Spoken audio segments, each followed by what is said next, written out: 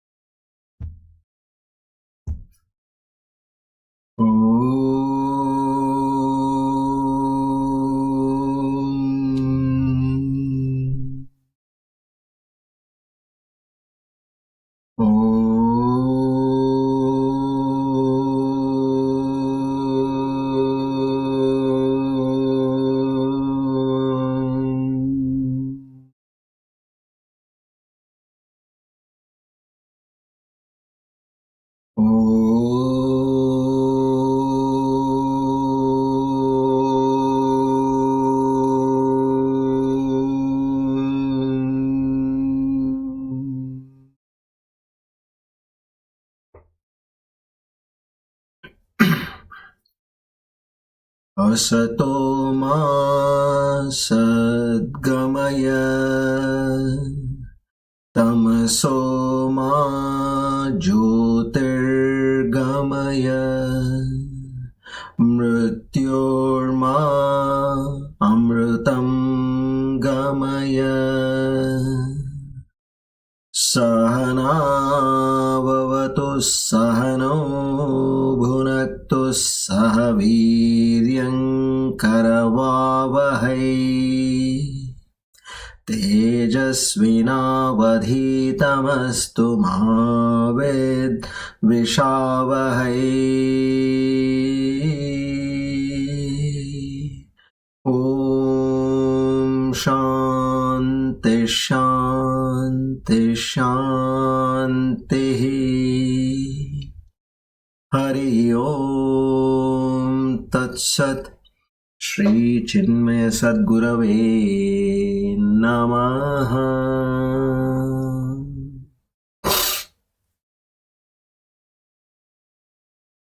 O Lord, the Almighty, who also has the divine names Karta Vikarta, to such a magnificent, all-pervading, omniscient Lord, together we offer our humble salutations, filled with the devotion, surrender,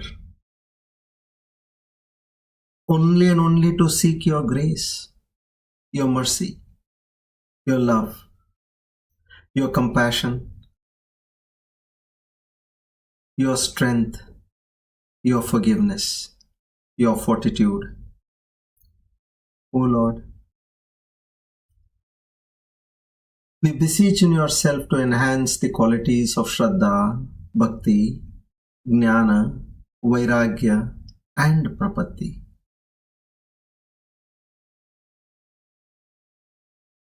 To realize thy true self in our very own hearts in this very own life. Without your blessings, without your command, this will not happen, we truly know.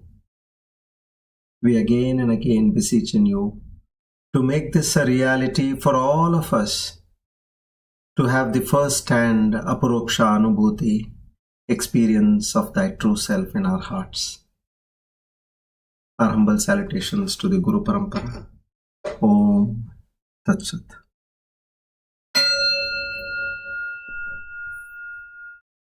By the grace of Almighty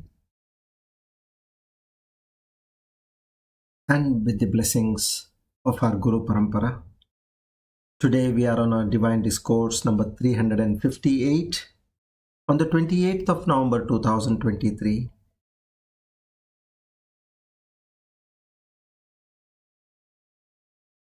Shobhana Kritnama Samvatsara Dakshinayana Sharadrutu Kartika Masa Krishna Paksha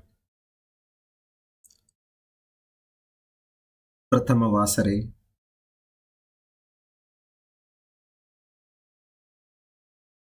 on this auspicious day of Tuesday and the auspicious time of the evening, we all take a firm resolve in our minds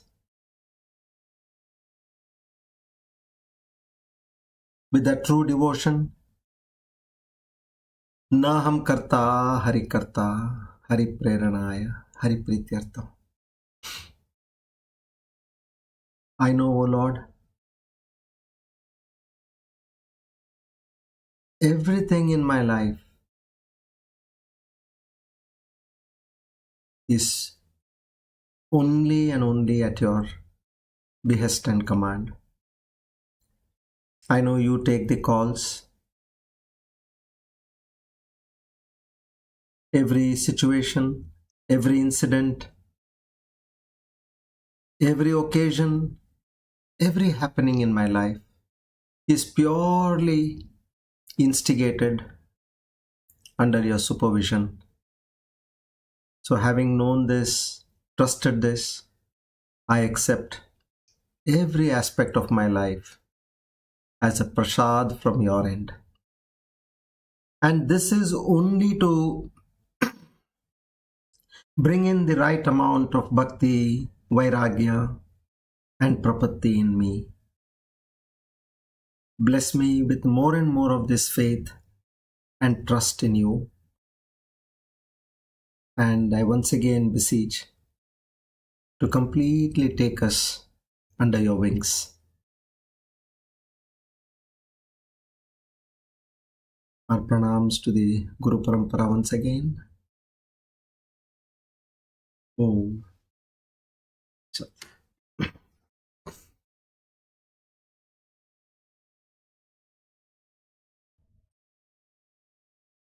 Good evening, everybody. A very warm welcome to all of you once again.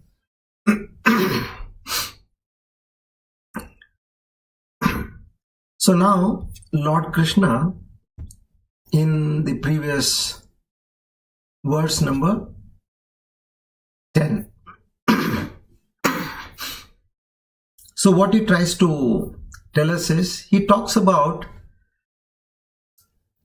asangatvam. Asangatvam is where you are unattached, doing everything and at the same time not doing anything. What is the meaning of that? You slowly shift from you as the doer, slowly shift from the body, the mind, to the witness of the body and mind. See, this comes only by pure observation. Now, for a moment you say, who took the decision?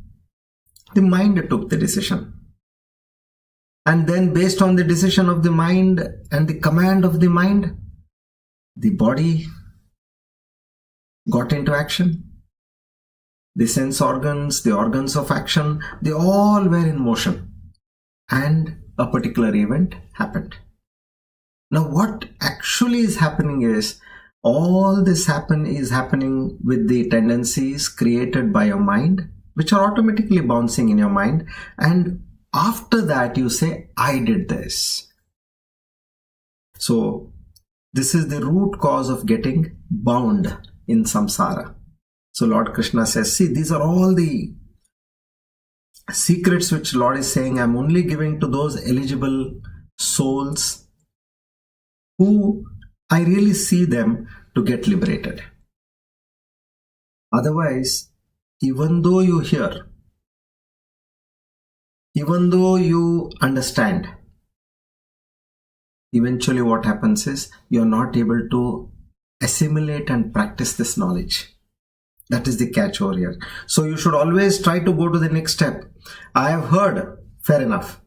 I have understood, fair enough. But have I been able to practice this?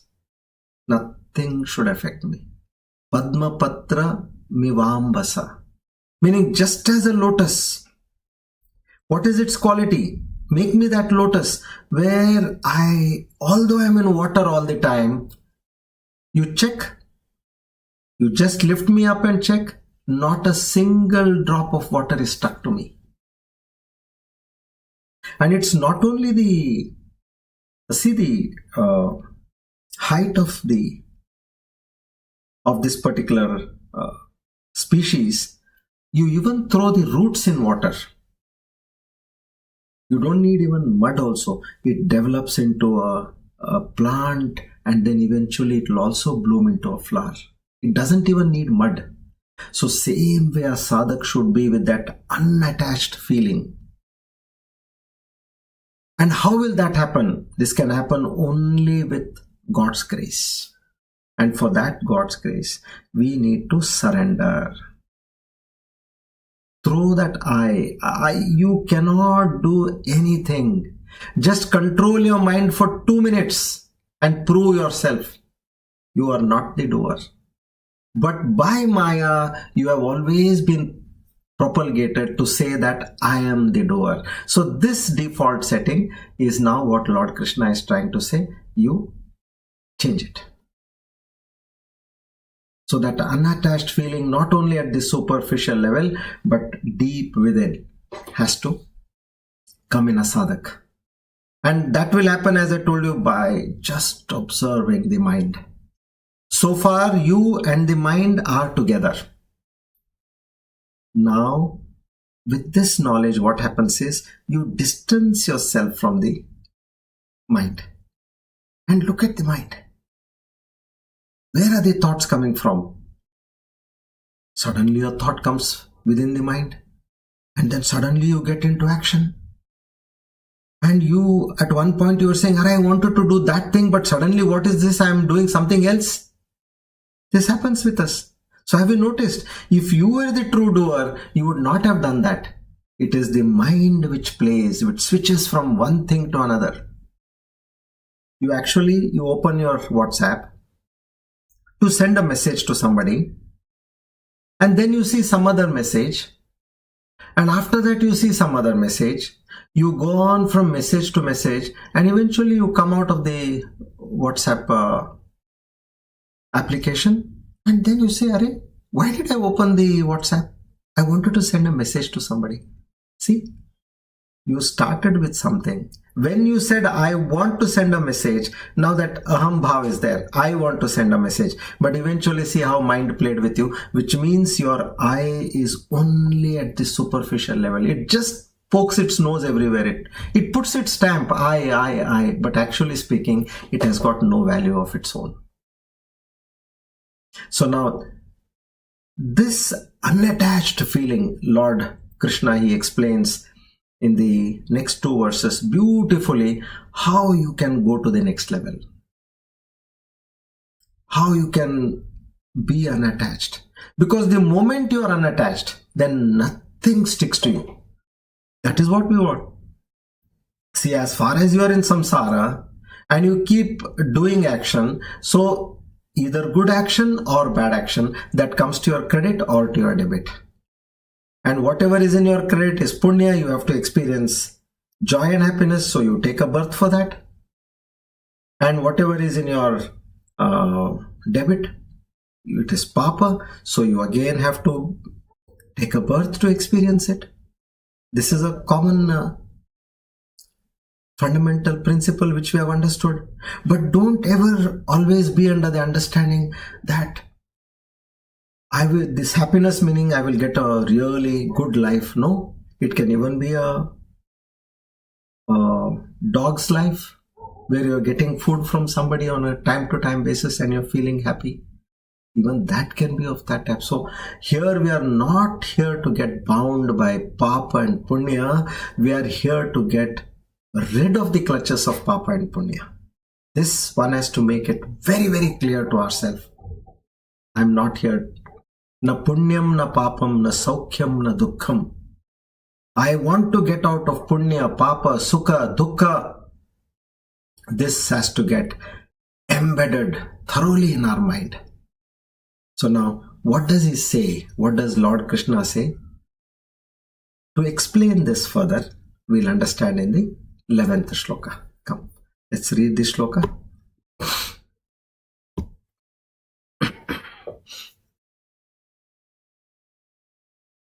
Shri Bhagavan Uvacha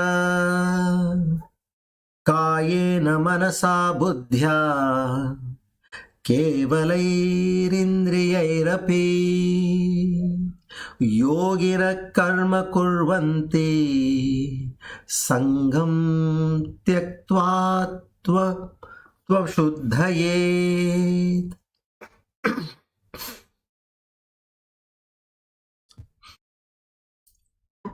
See, if you see the repetition of the words Sangam Tyaktva.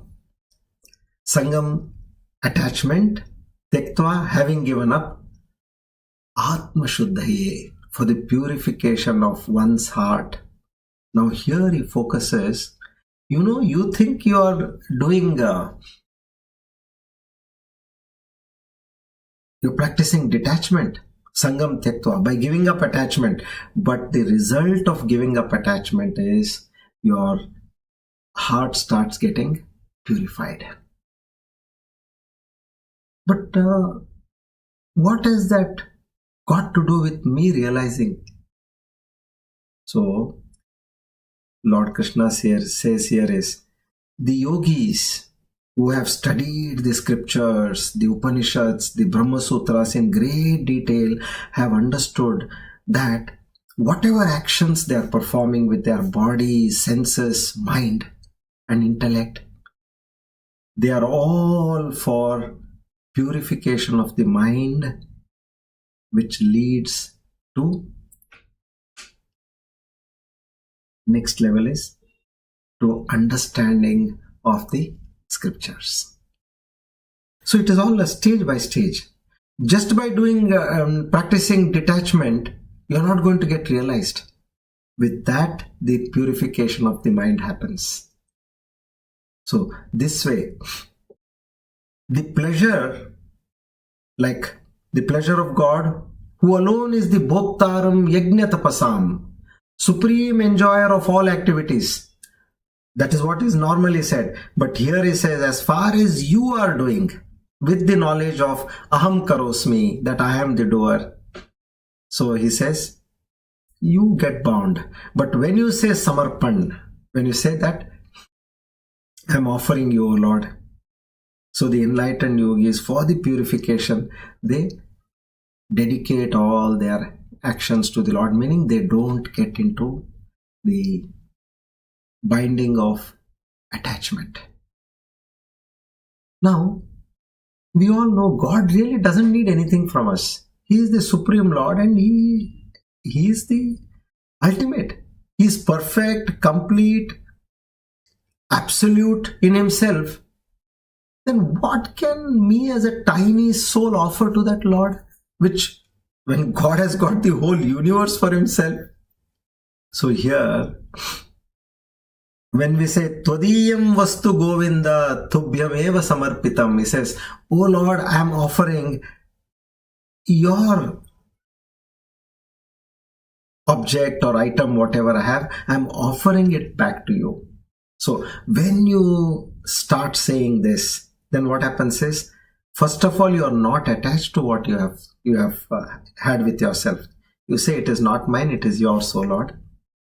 And since it is yours, I don't have any attachment for it, because it is not mine at all. And gradually you will see that there is a sense of detachment in whatever you have attached to. In Sri Stotra Ratna, Saint Yamunacharya, he says, Mamanata yadastiyo swam sakalam taddi tadaiva madhava. He says, oh Lord, Vishnu, you are the husband of the goddess of fortune, goddess of wealth, goddess of exuberance. When I was in ignorance, I thought, I am giving you so many things. But now when I have gained knowledge, I realize that everything I own is already yours. What can I offer to you? So this way, now, the sadhak, he has completely controlled his mind, and he has understood how to deal with the mind and ensure that it is not getting trapped. In once Sugriva and Rama, they have a conversation. And after the war was over, they are taking some deep breaths. Now everything is done. And then Lord Rama says to Sugriva, Pishachan Dhanavan Yakshan Pritivyam Chaiva Rakshasan Angugrahena Tanya Michan Hari Ganeshwaraha. This is in Valmiki Ramayana. So Lord Rama said, if I, the Supreme Lord, merely bending the little finger of my left hand, okay, this is left hand, little finger, I just bend. Just by bending the finger of my left hand, I can kill all the demons of the world. It could be Ravan, Kumbhakaran, Abhijit, whoever it is, I could have killed everybody just by bending this little finger of the left hand. Now for that Sugriva responded, Rama, Shriram, then if in that case, if you could have killed Ravan, then what was the need for collecting this army? Doing all this expedition? So there, the Lord replied, this is merely to give you all an opportunity to engage in devotional service for the purification of your mind. So whenever we get a chance to do any good action, don't be proud of it. First level, what? I am doing this. Kick that off. I am not the doer. And then, okay, God is doing this. Understand that God has selected you to do this. I'll give an example. Now you had your bath and you're getting ready, you're going to work somewhere. And what you do after your bath, you properly wipe yourself and then you put on your clothes. You say you wore a trouser, you wore a shirt, and you're now ready to go out. You go out and you do your work and come. Just imagine if your shirt and trouser told you that today I went to so-and-so office and I got this work done.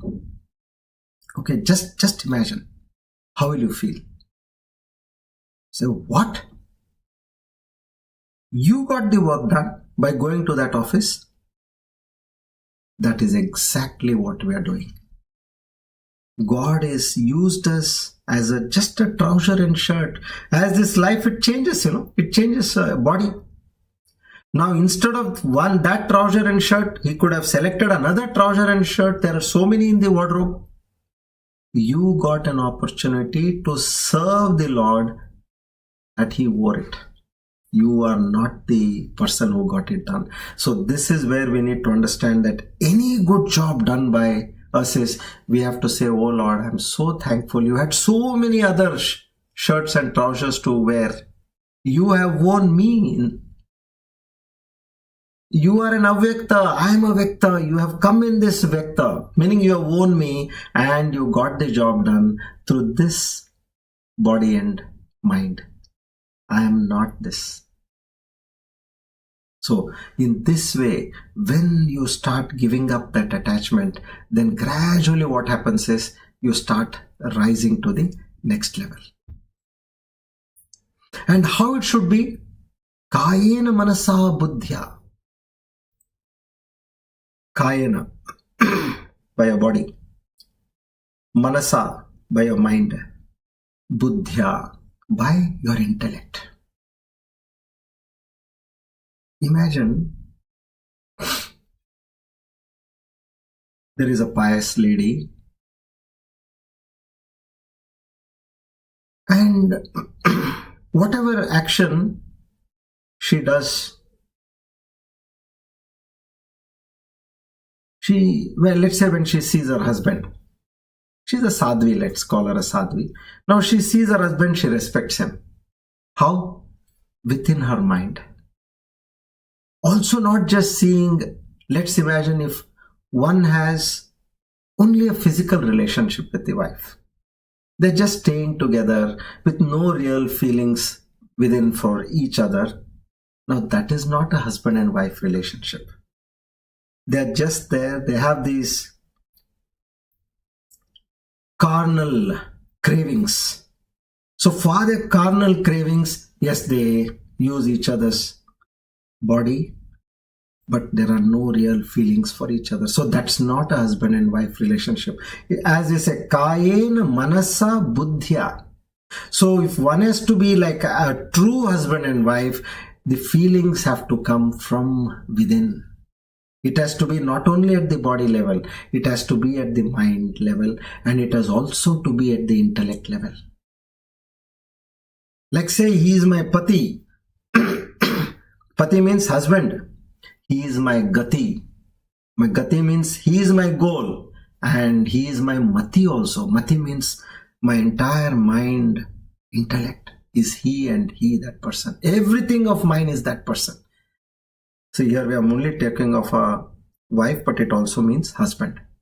When such a strong feeling of belongingness comes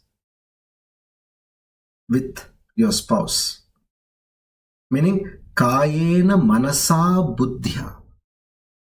Now how, if one is at the body level only, he has to rise to the mind level.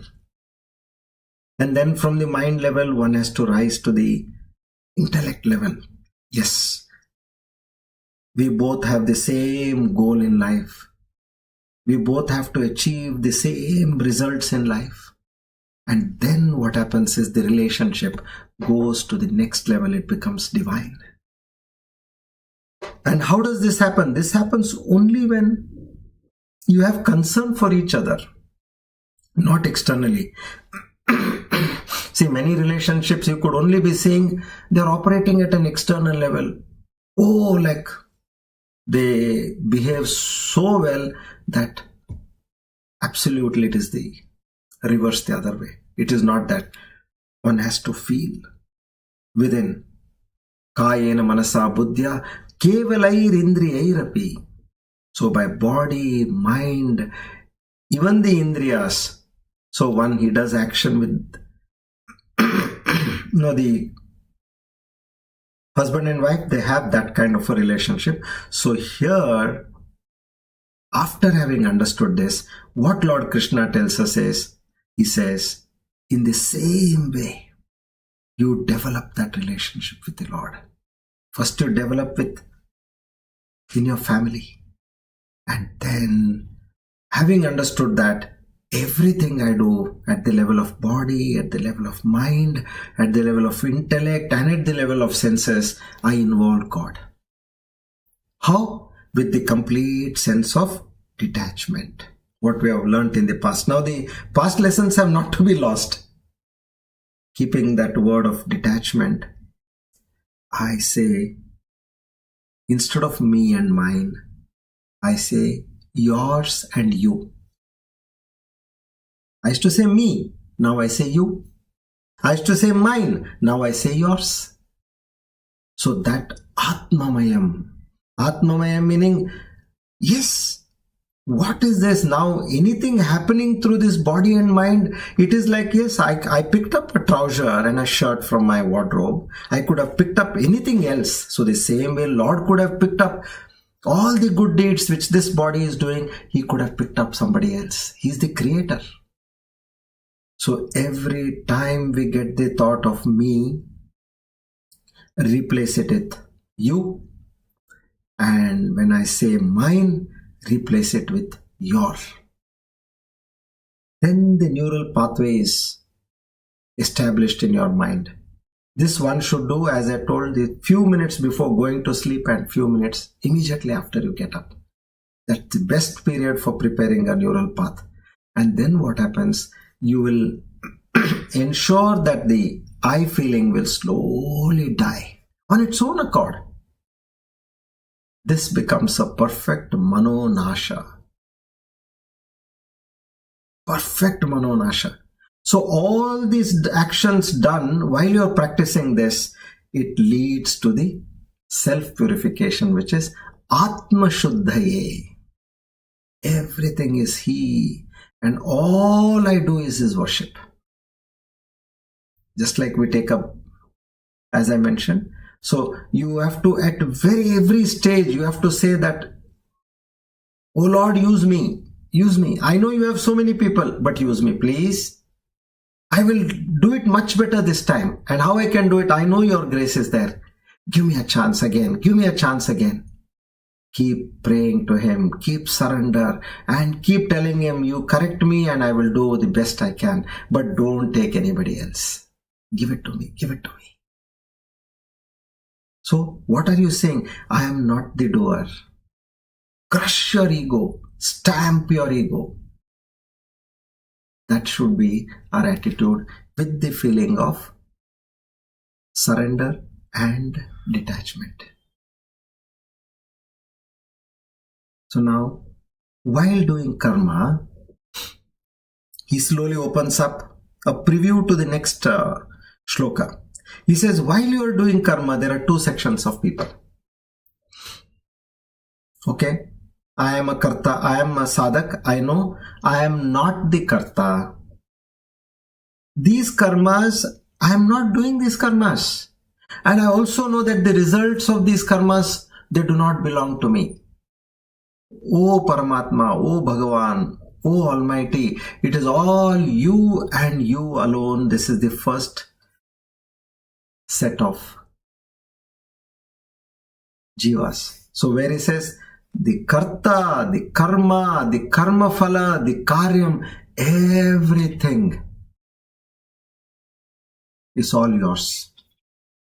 Now with such attitude within, if one does karma, what happens to such a person will be the next question. So he has to answer it. So he is preparing a ground for that. Now there is a second type of jiva. True, there is God. And with His grace only I am doing this karma. Look the subtle difference. And I want a so and so result. Now these are all sattvic jivas only we are talking about. This rajasic and tamasic though is nowhere in the picture. We are talking of the subtler and the subtlest level here. So Lord says, oh, without your grace nothing is possible. I do everything. Oh Lord, ensure that I am able to achieve this. In this way, desiring for the fruit, thinking that He is the karta, the karmas are done by Him, meaning Him means the jiva. If one does action or karma with such attitude, then what happens to such a jiva? Now this is answered in the next verse. So we'll understand this. So far what we have understood, Sangam Tektva, detach. Totally come out of the bracket of I am not the doer. Okay. And then Kayena Manasa Buddhya Indriyairapi. So with your body, with your mind, with your senses, with your intellect, meaning with whatever you have, you say, oh Lord, you have selected this. You have created this and you have selected this and you take it forward. You are doing this. What am I doing? And when I am not the doer, then where is the question of me expecting the result also? It would be foolish to expect a result. So with this feeling, you move forward. Having lived in this way, now the Lord clarifies what will be the outcome for such a jiva. That we'll understand in the 12th verse. Please come.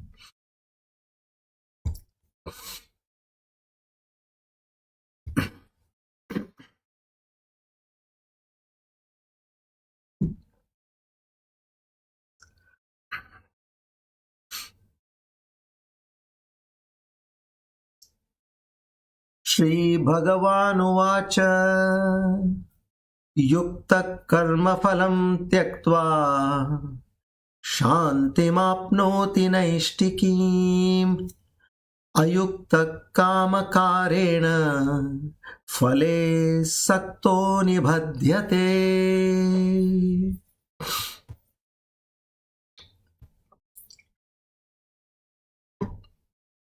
So here, taking this forward,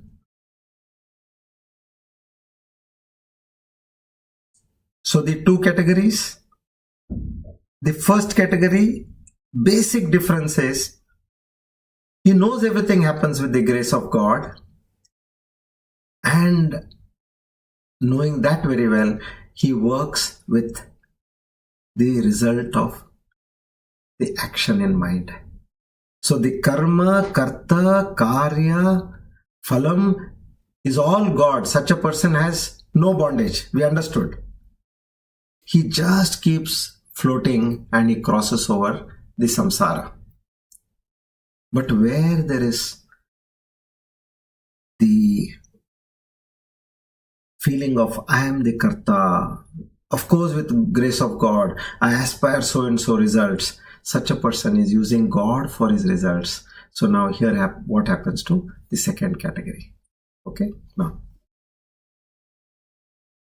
one more important distinction is the first category is not using God, but is only experiencing God in every action with total surrender of his ego and himself. This is one more difference which we need to capture here. In the second category, although he is called as a bhakta, he does pujas, he does rituals, he does sacrifices, home, havan, but he is using God for his selfish needs. Understand this very carefully. Now, let's understand this with an analogy, this concept. So it will make more sense to us. So when you go to God, you may be going to visit various temples. You go on Monday to one temple, Tuesday to another temple, Tuesday, Thursday, Wednesday, Thursday, Friday, Saturday. My God, if anybody sees what a great bhakta this person is, he or she almost goes to Shirdi every month. Can you beat this? Every month. What is that devotion this person has? But if this person goes with a desire in mind, then it is not a true bhakta. This person is using the Lord. So now let's understand this analogy, how one has to live in life. So on a hill, a forest hill, there were 3 huge trees. Huge meaning like beyond the width of your arms was the width of their trunk. Such huge trees. Okay. Now as they are next to each other, they are talking to each other, and just like as we do, 3 or 4 people come together, we start talking. So the first tree says, it would be so nice if I had jewels. And immediately the second tree says, it would have been nice if I could travel the world. And because it has heard from people who come over there, who are talking of, let us heard some birds who are sitting on this tree and saying, oh my God, I'd been to New Zealand, I'd been to Australia, I'd been to so-and-so country. They're talking, the birds are praising those places. So it has registered. He says, it would have been so nice if I'd been to all these countries. And the third tree says, it could have been nice if I'm with God always. Okay. Now these 3 trees, this is what their discussion was. One fine day, a timber merchant, he comes there, and then he sees that these 3 trees are really well built and it serves him to get a good price. So he orders to cut these trees. So these trees are pulled down and properly the trunks are cut, the trunks, the branches, everything is cut. And now what he does is, his job is to sell it to end users.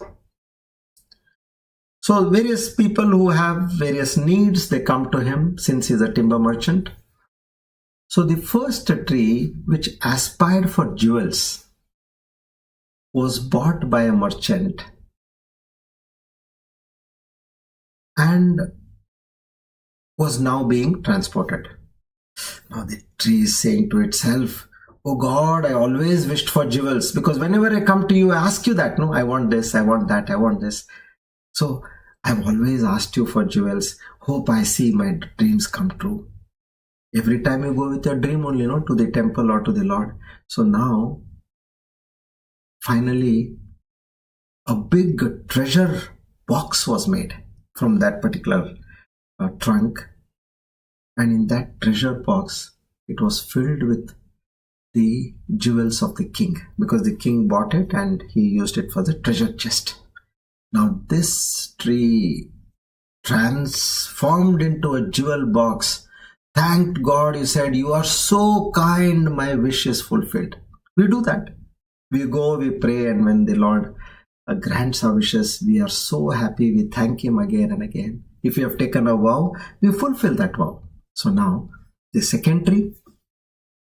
Now that trunk of the second tree was sold to a person who cut it into fine planks and he made a boat. Now that boat, that steamer boat, was traveling from one country to another, to various countries of the globe. So it went to Sri Lanka, it went to Malaysia, it went to Australia, it went to Europe, various countries. Now it's feeling very happy. Oh my God, my prayers are answered. What is this? I had asked God to bless me to travel places, and look, God is so kind. It's floating on cloud 9 and it is profusely thanking the Lord. Now the third tree. So the merchant sold it to again a person who wanted to make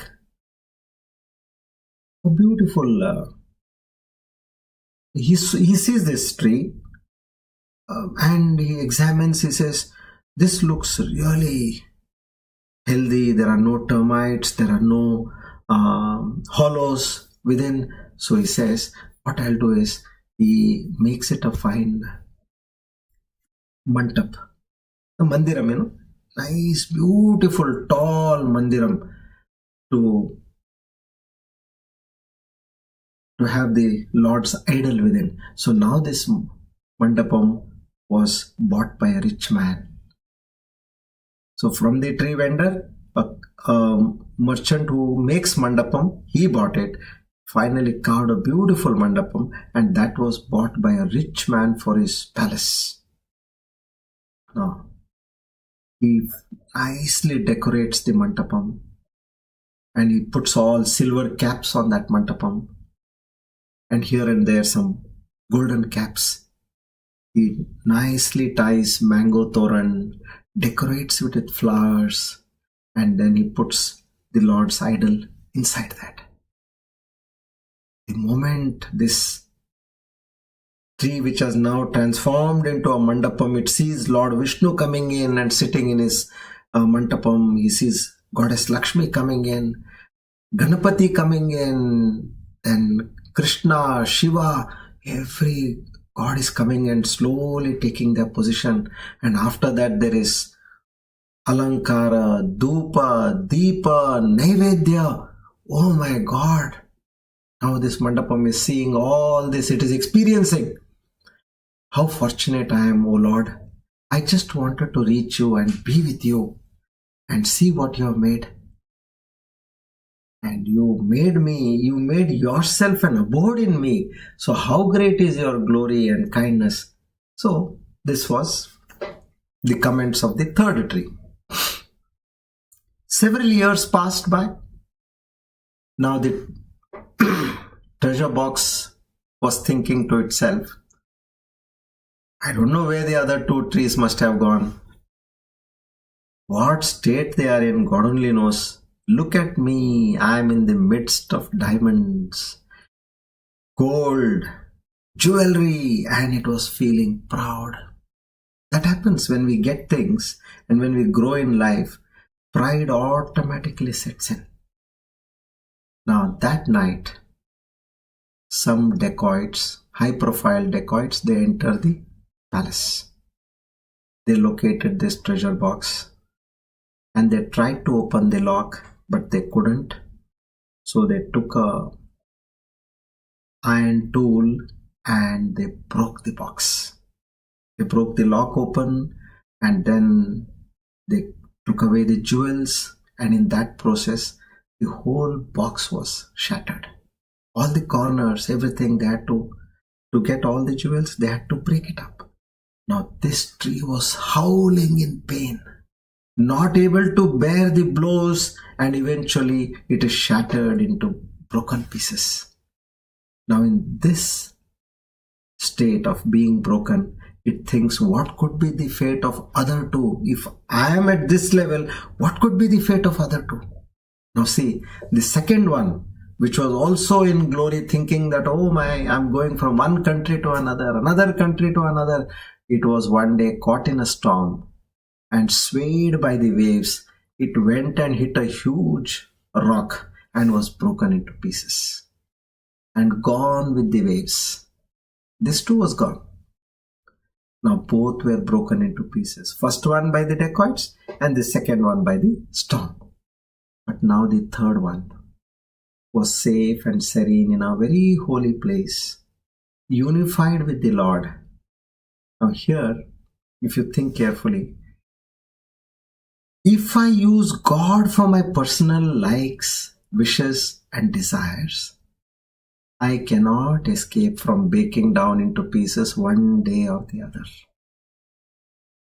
This is a writing on the wall. But if I dedicate myself to the Lord, I will realize a permanent place in His heart, which is nitya, permanent, eternal, and a place which is not only nitya and eternal, but is also satya, means it is at the supremost level. So because He is nitya and satya, and since I am devoted and dedicated to such a Lord, I eventually become one with Him.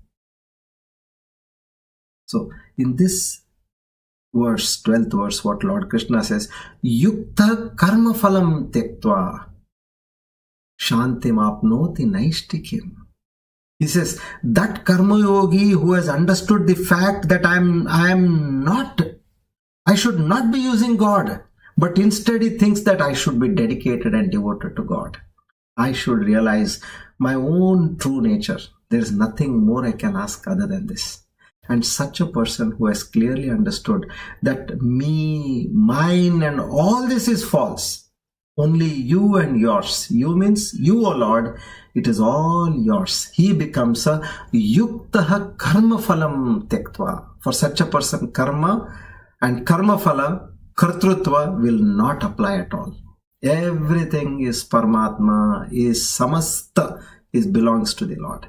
He stays established in such a realized state. And on the other hand, now the second category, ayukta karma karena phale sakto nibadhyate. What happens? The person who always desired with, although seeking the grace of God, although praising the Lord, although worshipping the Lord, one day or the other, it breaks down. It has to, because it is monitored by the karma phala. Your karma is not always at a growing ebb. It has a downside also. So you will see your downside as per your karma phala, not that God is doing something. He gave it to you when your karma was rising. And eventually when your karma started dropping, you will experience being shattered. So ayukta karma karena phale sakto nibadhyate. So if a person without the above state thinks that he is the karta And if I get this phala result, it will be good for me. Therefore, I have to do this karma, knowing very well that God is everything. He prays to God, oh God, make me do this karma very well. And after that, ensure I get my desired results. Then only can Santrupti be contented in life. This way such a person thinks of God, because before doing this kind of work, and he thinks of God before getting the results, and finally on getting the results, he enjoys the results and forgets God. This is the outcome also. So what one has to bear in mind is offer the results to the Almighty. Offer the results to the Almighty? How can that happen? You mean to say, by offering the results, will I be motivated to work? Is it possible to work? Yes. Now, this is the scientific part which comes over here. How science, psychology has spoken about this concept of Lord Krishna. This is something amazing which we need to understand. See, there is such a great benefit, not only in the outer world or at the ultimate end, but even while working, if you work with the concept of offering the fruits of one's action without attachment as described by Lord Krishna and exemplified in Karma Yoga. So how scientific and the psychological studies, what do they say about this? First one is positive psychology.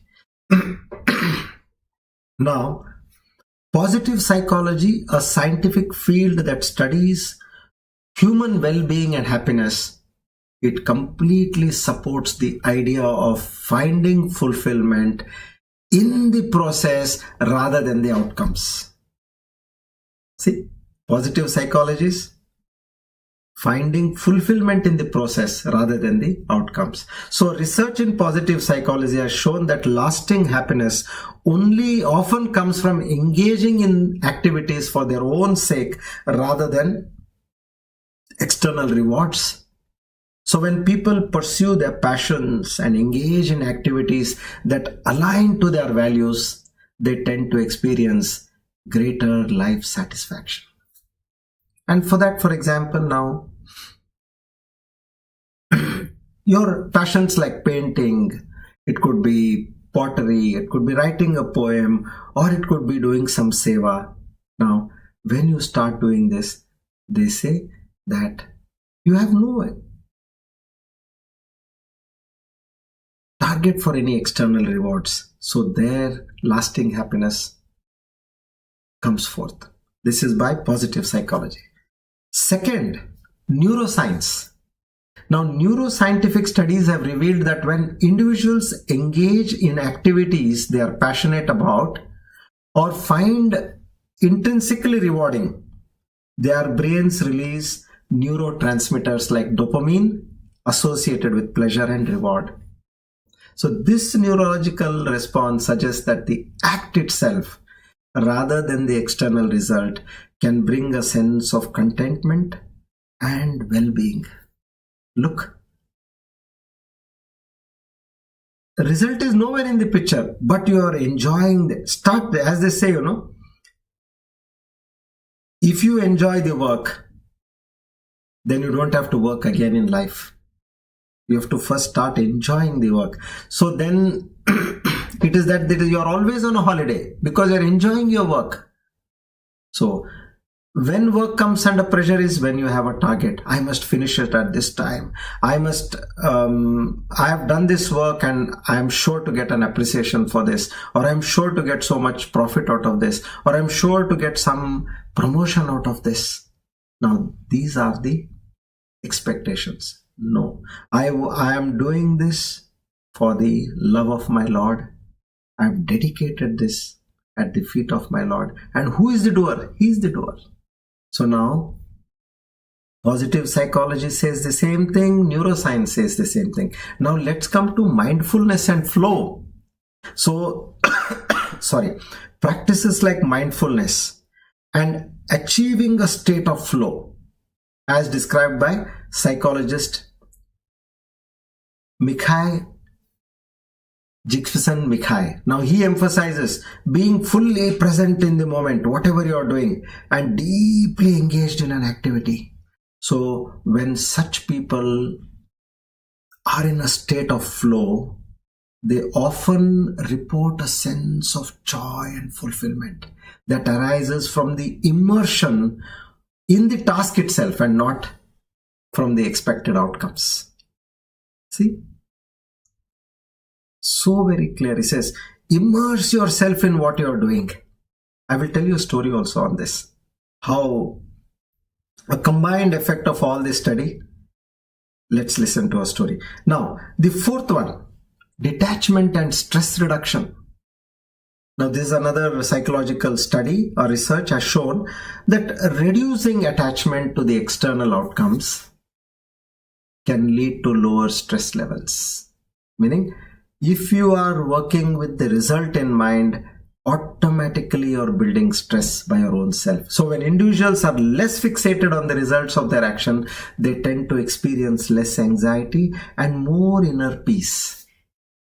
So this way, from a scientific perspective, the concept, this aligns with the idea that finding purpose and meaning in one's action, independent of external rewards, contributes to greater well-being. So it's akin to shifting one's focus from extrinsic motivations. What are our motivations? We want wealth. We want fame. We want power, recognition. So now these are all, if a person moves from such extrinsic motivations and to intrinsic motivations like personal growth, or I want to gain more mastery into this, we can focus on this. Like if you're painting, just focus, yes, now whatever I'm doing is by the power of God, I'm doing this, and let me do it more better. I want to please my Lord. And you do that. So you will get personal growth, mastery, and genuine passion. So this shift in mindset can lead to increased satisfaction and happiness, which will eventually bring you into a state of fulfillment. Now, look at all this what we have studied. All this is in perfect harmony with the teachings of Lord Krishna and Karma Yoga. Isn't it? So this is what we need to understand in life. Apart from all this, one of the best sellers in the New York Times, the book known as Atomic Habits by James Clear. Now what he says, it's so interesting. He says, I succeeded in a few and I failed in a lot of them. And eventually I began to realize that my results had very little to do with the goals I set and nearly everything to do with the systems I followed. Okay, so the results had very little to do with the goals he set and almost everything to do with the systems he followed. Now, what is the difference between systems and goals? Goals are the results you want to achieve, and systems are the processes that led to that result. So here again, what is the meaning of this? You put in yourself, your attention on the processes, meaning on what you're doing rather than on the goal, which is the result. And what example he gives, say if you are a coach, your goal might be to win a world championship, but your systems of how you recruit players, how you recruit managers, how you recruit other coaches, and how you conduct practice, these are extremely important. Focus only on this, not on winning the championship. So without focusing on the goals much, focus on the systems. This is the key takeaway for us. We need to understand this very carefully that whatever we are doing, offer it at the feet of the Lord, and then see miracles, how they turn forth in our life. So one has to register this very clearly in their mind. And then what happens is that all that well-being and all that what we're talking about, that naturally comes as a byproduct of our working. Okay, now let's listen to a beautiful story summing up the whole concept what we thought about. Okay, so this basic concept of offering one's action to gods as described in the Bhagavad Gita. There's a weaver in a very famous town of the ancient India. There was a weaver known as Anant. Now Anant was known for his exceptional craftsmanship, and he wove one of the most exquisite and colorful fabrics. He had that eye, he had that taste, he had that caliber, and amazing fabrics he wove. Now, people from far and wide knew about his creations, and naturally, like it's like a designer. So what is the difference between a designer and an ordinary tailor? Everybody has got access to fabrics, and everybody eventually makes you clothes to wear on a body.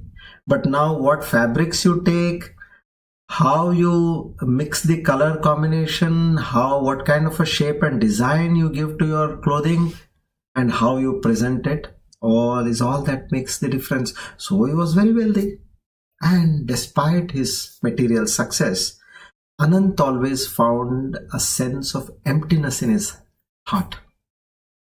So one day he was looking, what is that? I have got the best of things. I have name, I have the highest followership on social media, then I have enough of money, but dissatisfaction in life. So he heard that one sage by name Kripala Muni had come to his town.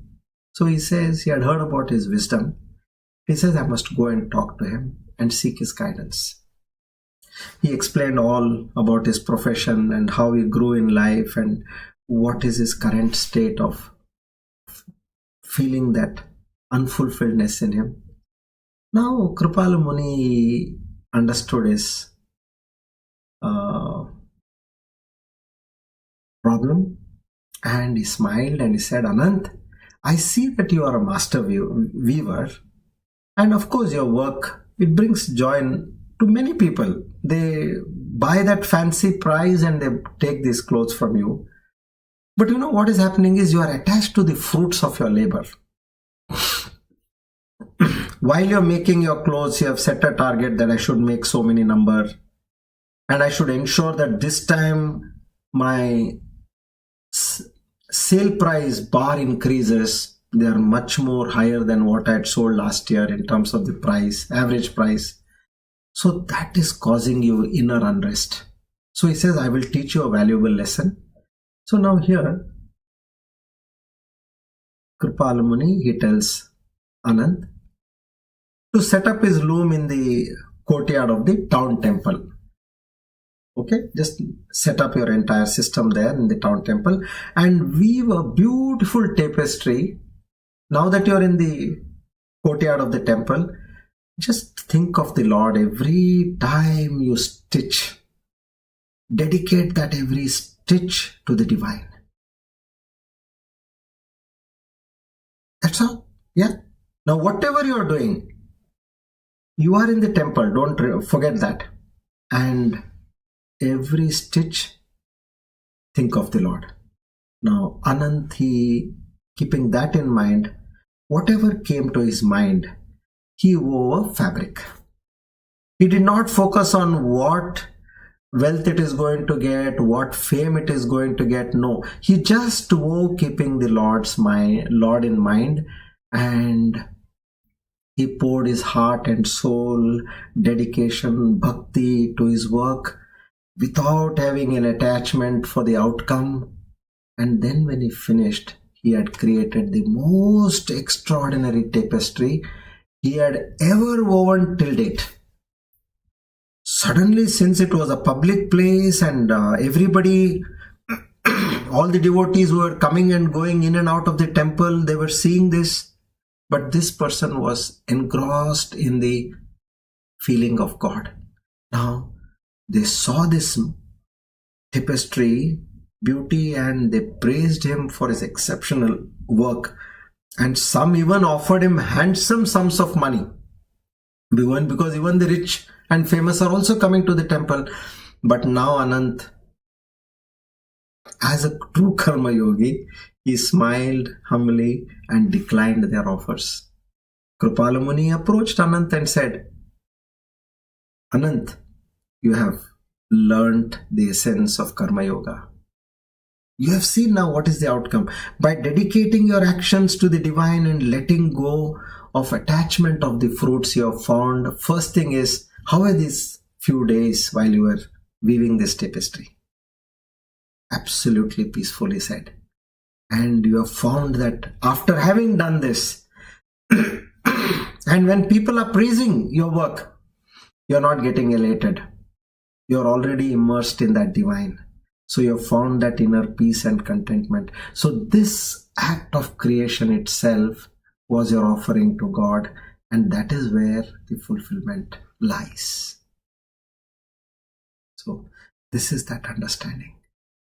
What one needs to have in life is, yes, I am not the doer.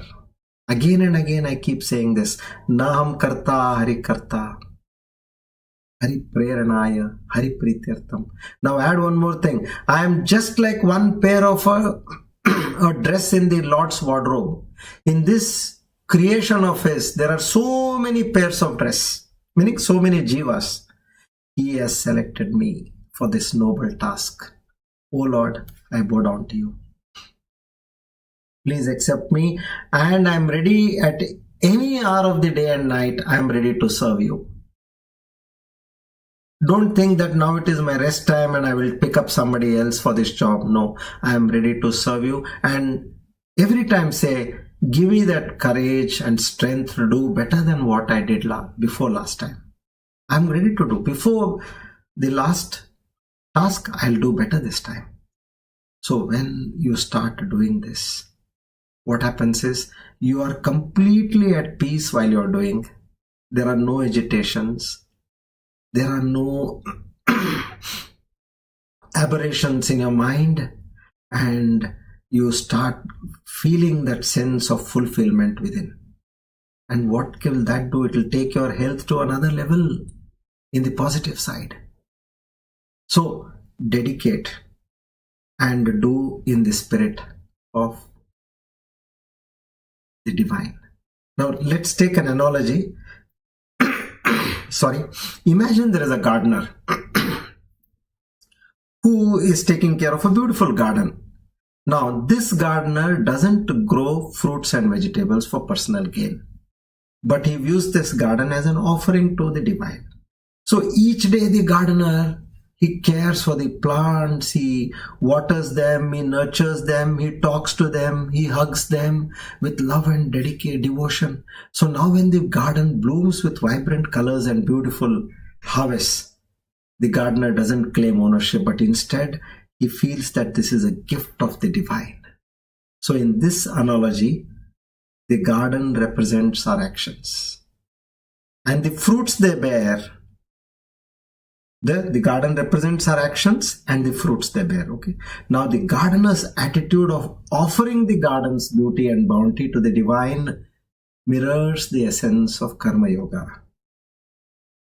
By dedicating our actions for a higher purpose.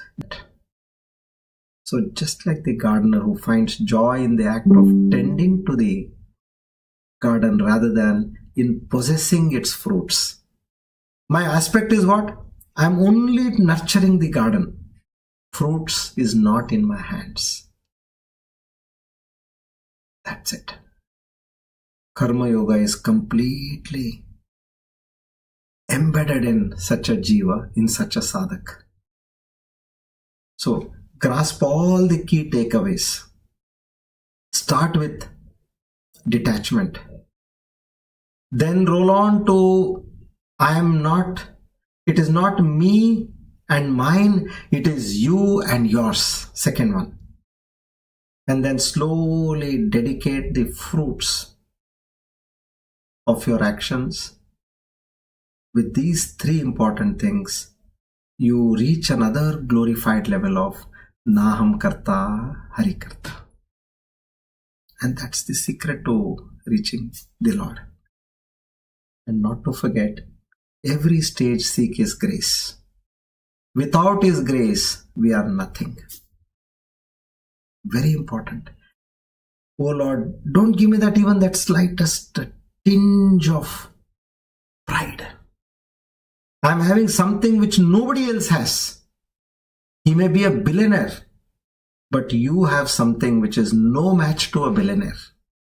He may be the most famous person in social media, but today I have that knowledge which they don't have even a small portion of it.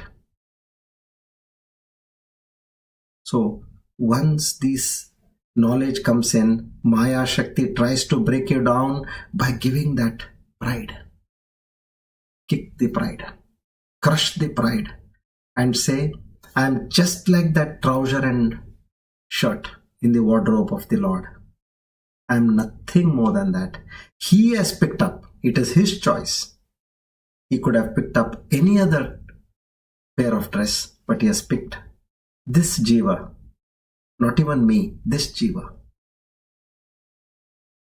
And be in that glory. Thank you. Shri Krishna Arpanamastu. Now, as far as I'll be traveling this coming Sunday and then back after another 10 days. So maybe this Tuesday and coming Tuesday we would not be having classes. So after we come back, we'll resume. But now we have started a practice of sending you a link starting from discourse number 1. This we have started day before yesterday. Every day morning you will get a discourse link and fix a time. Maybe if 6 suits, keep it at 6. Listen to that. And you will see that when you listen to the second time or whatever the kind of number you have been listening to now, you will see it will add more value, because having gone forward, you are again coming backward and gaining that. It will add immense understanding to your storehouse of Atma Jnana. And you will see suddenly it will open up all that which you are looking forward for. Like when you go to sleep, the moment you go and hit the pillow, you're not going to fall asleep. It will take some time. But if you're not able to sleep, you're not getting up and again going back to sleep. You're not getting up and going back to sleep. You are resting on your pillow, isn't it? In the same way, at one point, as you go to sleep, which means as you go to sleep, meaning it is going into that stage of samadhi. Once this knowledge becomes very clear with this repeated listening of this knowledge, you will automatically get into that split second of samadhi initially, and then a few seconds of samadhi, followed by that number of seconds extending to a few more seconds, and then you will start rising. This is my mutual experience, by personal experience I'm telling you. So just be at it. You need to constantly give. How much ever you understand, don't worry. Just keep taking that knowledge which is coming. So this way we will have a discourse daily. And now this next 1 year, you will see miracles on this spiritual path and sadhana. Thank you. Hari Om.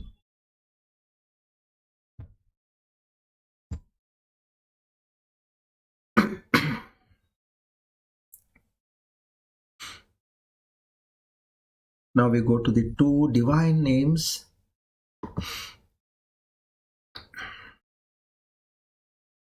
Shloka number 41.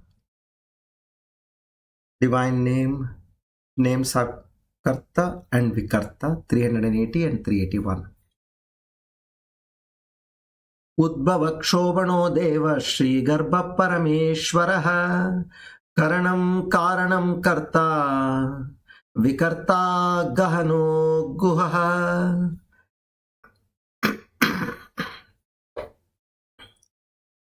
Karta,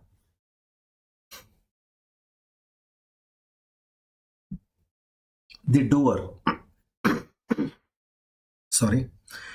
He is the one in whose presence alone all activities are possible, and hence, by a transferred epithet, though the doings all belong to the equipments, the self is called as the doer.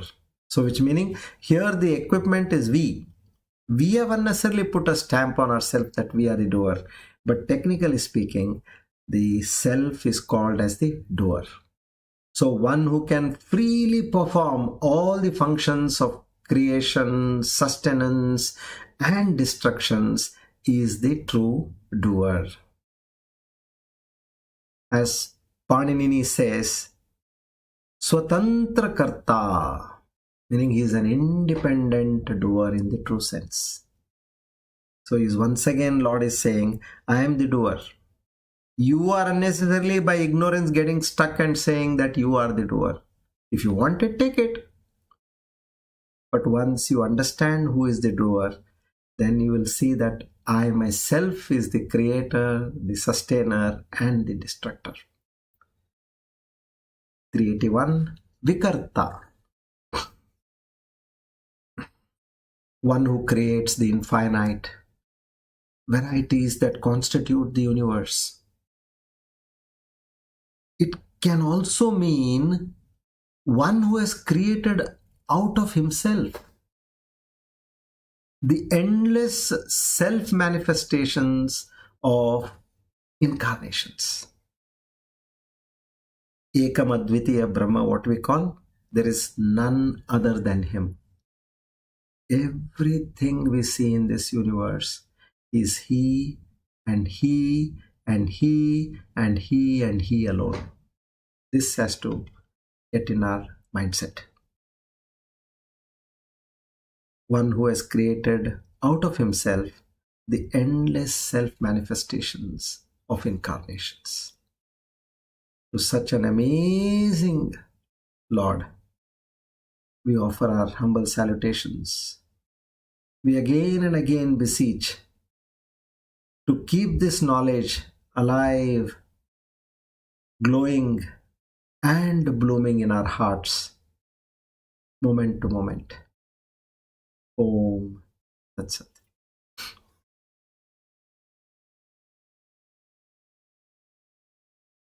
We have to move on. Let's seek the grace of Lord Dhanvantari to give us the adequate health to reach the goal of self-realization in life. Om Namo Bhagavate Mahasudarshanaya Vasudevaya Dhanvantaraye Amrutakalashastaya Sarvabhaya Vinashaya Sarvaroga Nivaranaya Trailokyapataye Trailokyanidhaye Shri Mahavishnu Swarupa Shri Dhanvantari Swarupa Shri Shri Shri Aushadha Chakra Narayanaya Swaha. Om Namo Bhagavate Mahasudarshanaya Vasudevaya Dhanvantaraye Amrutakalashastaya Sarvabhaya Vinashaya Sarvaroga Nivaranaya Trailokyapataye Trailokyanidhaye Shri Mahavishnu Swarupa Shri Dhanvantari Swarupa Shri Shri Shri Aushadha Chakra Narayanaya Swaha. ॐ नमो भगवते महासुदर्शनाय वासुदेवाय धन्वन्तरये अमृतकलशहस्ताय सर्वभयविनाशाय सर्वरोगनिवारणाय त्रैलोक्यपतये त्रैलोक्यनिधये श्रीमहाविष्णुस्वरूप श्रीधन्वन्तरी स्वरूप श्री श्री श्री औषधचक्र नारायणाय स्वाहा. Our humble salutations to the Lord of Health, Dhanvantari.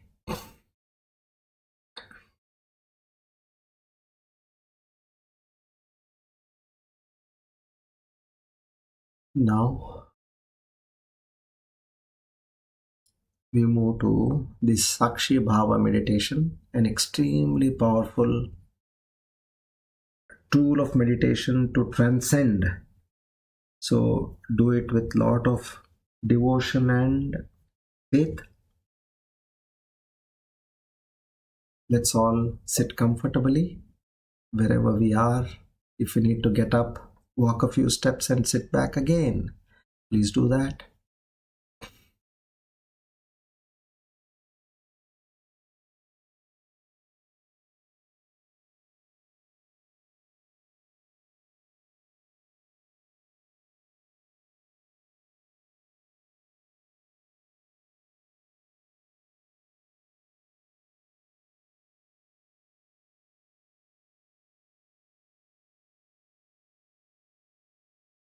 Head, neck and spine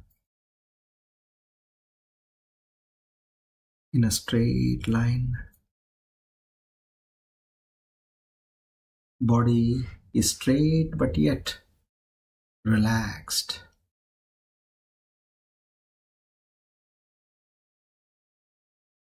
Feel the prana flowing in and out of your body.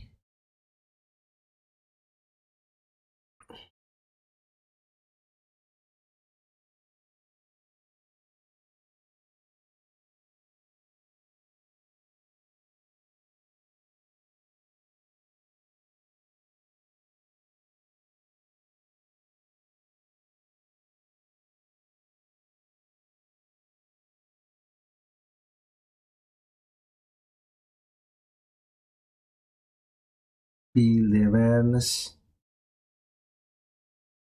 spreading your entire body.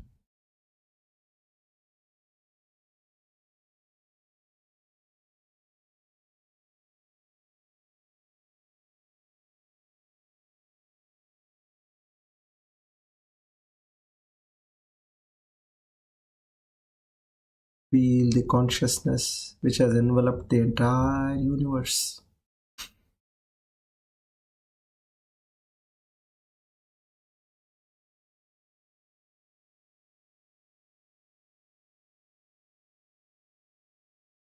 Reflecting on your mind and giving you the feeling of awareness in the entire body.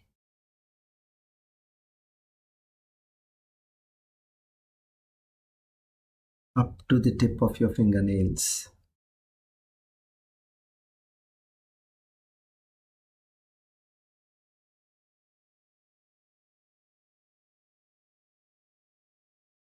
Now slowly observe your mind as a drashta, the witness, onlooker.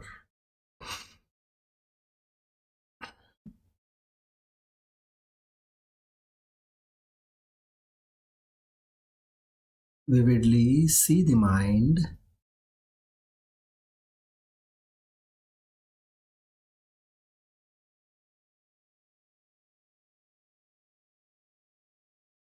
and then see the thoughts in the mind.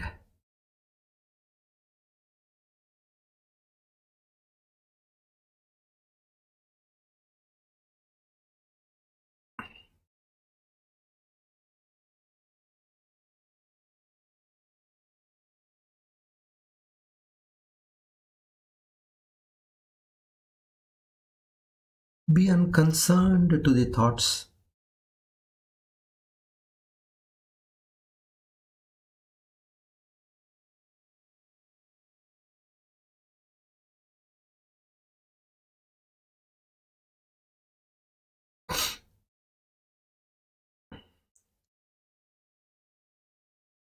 Become non-judgmental regarding the thoughts.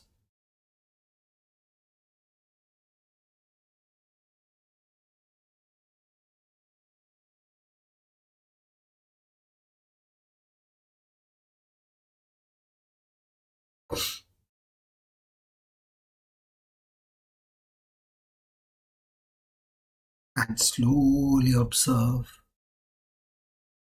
the number of thoughts decreasing.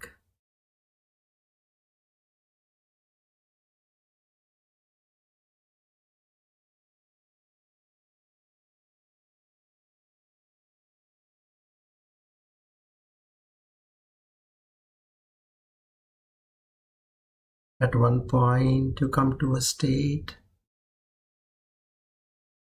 where there are hardly any thoughts.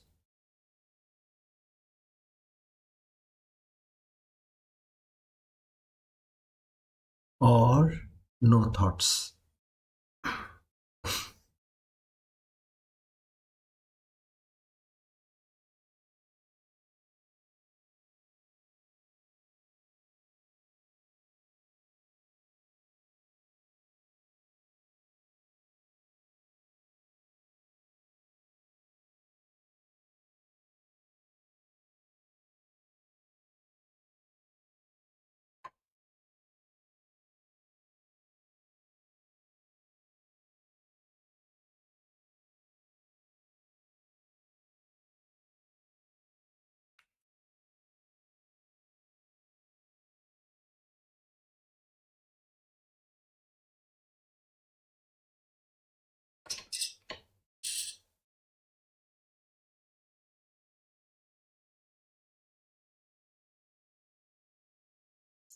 Know that you are a drashta, an observer.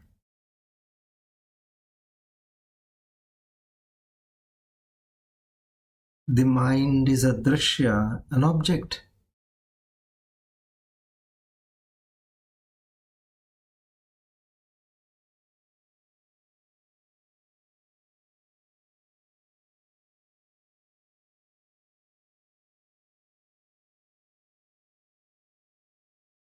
Become aware of yourself.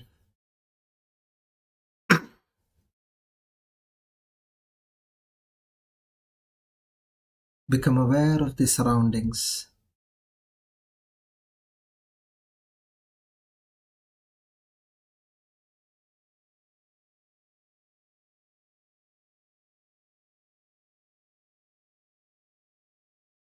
Rub your palm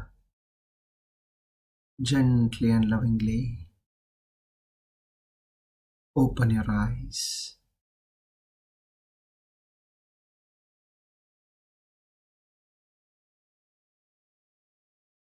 Om Purnamada Purnamidam Purnat Purnamudachyate Purnasya Purnamadaya Purnamevavashishyate.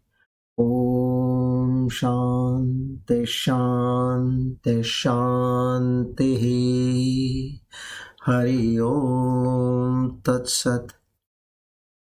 Shri Chinmaya Sadgurave Namaha.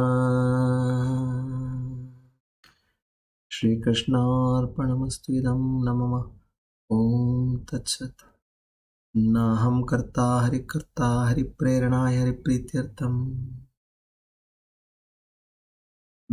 Together we offer today's Gita Jnana Yajna at the lotus feet of the Lord and seek His grace, mercy, blessings and divine qualities.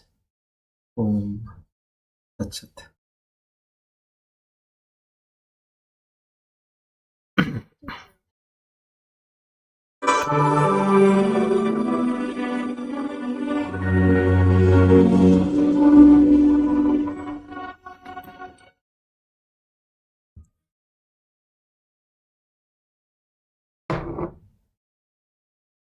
ये है बात है।